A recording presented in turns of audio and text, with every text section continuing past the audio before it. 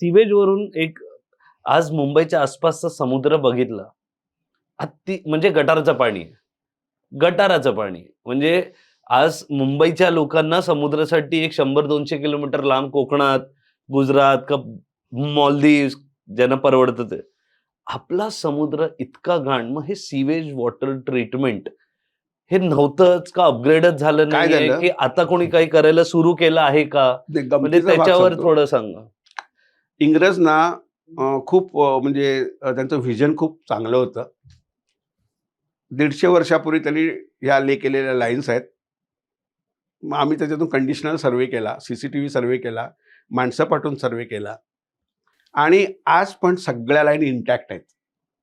आमच्या कॉन्ट्रॅक्टरनी बांधलेल्या lines break झाल्या असतील, पण इंग्रजांनी बांधलेल्या लाईन्स आज सुद्धा अगदी सुस्थितीत आहेत.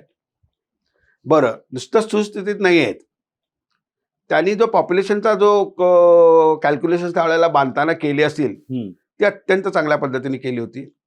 आणि त्यावेळेला वरळीचं गटार ज्याला म्हणतात लवग्रो पंपिंग, हे लवग्रो पंपिंग हा त्याचा शेवट होता. म्हणजे त्यावेळेला आज वरळी जरी किती जरी महत्वाची आली असली तर त्यावेळेला ते गटाराचं एंड होतं.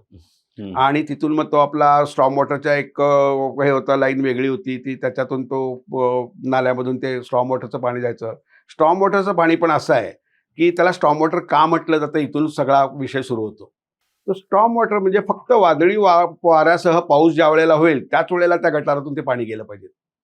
इतर टाइमला जे पाणी पडतं, पावसाचं पाणी येतं, जे पर्जन्य जलवाहिनीमधून जातं, ते पर्जन्याने दिलेलं आपल्याला केलेले मोठे उपकार आहेत.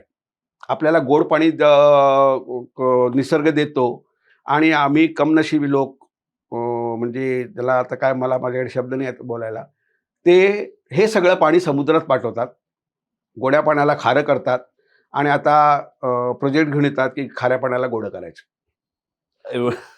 वास्तविक साधी गोष्ट आहे. तुम्ही ते पाणी जिरवायला हवं. इतक्या विहिरी होत्या पूर्वी मुंबईमध्ये, सगळ्या विहिरी गायब झाल्या. सगळ्या विहिरी तुम्ही त्याच्यावरती काय सगळं बंद करून पॅक करून सगळ्या विहिरी घालवल्या. कमीत कमी असे काही तर स्पॉट निर्माण करून जे पाणी आपल्याला देव देतो इतकं पाणी, ते पाणी जमिनीमध्ये मुरू देत, सीपेज होऊ देत, ते जाऊ देत, ग्राउंड वॉटर रिचार्ज करू देत. इतकी तरी केले तरी खूप झालं, पण ते होत नाही. कारण का, आलं पाणी की ढकललं त्या वॉटर एंट्रन्समध्ये, तिथून ते स्टॉर्म वॉटर ड्रेनमध्ये गेलं की ते गेलं.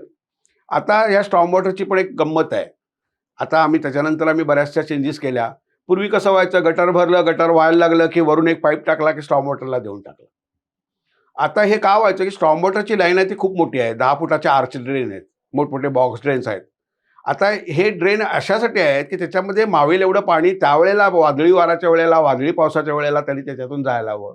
इथे होतं काय की तुम्ही एक 10 लिटरच्या टाकीमध्ये एक ग्लासभर पाणी टाकलात तर त्या पाण्यामध्ये जे काय असेल त्याचा तो त्रासच होणार आहे. त्यामुळे त्या स्टॉर्म वॉटरच्या लाईनमध्ये प्रचंड प्रमाणात गॅस निर्माण होतो आणि हा गॅस आणि हे स्टॉर्म वॉटरच्या लाईन ज्या तुळशीवाडीमधून जायच्या त्या अनेक वेळेला स्फोट होऊन आगी लागलेल्या आहेत, त्या झोपड्या उडालेल्या आहेत. माझ्या समोरच्या बऱ्याच घटना आहेत आणि त्याचं कारण असं की सिव्हर लाईनमध्ये गॅस कधीही होत नाही, कारण तिथे फ्लोईंग वॉटर असतं, सफिशियंट क्वांटिटीमध्ये पाणी वाहत असतं. पण गॅस इकडे पण होतो तिकडे पण होतो, पण तो गॅस त्याच्याबरोबर वाहता राहतो. ह्याच्यामध्ये त्याच ठिकाणी अक्युमुलेटेड होतो सिव्हर लाईनमध्ये. व्हेरॅज आपल्या स्टॉर्म वॉटरमध्ये तो from one place to other place जातो.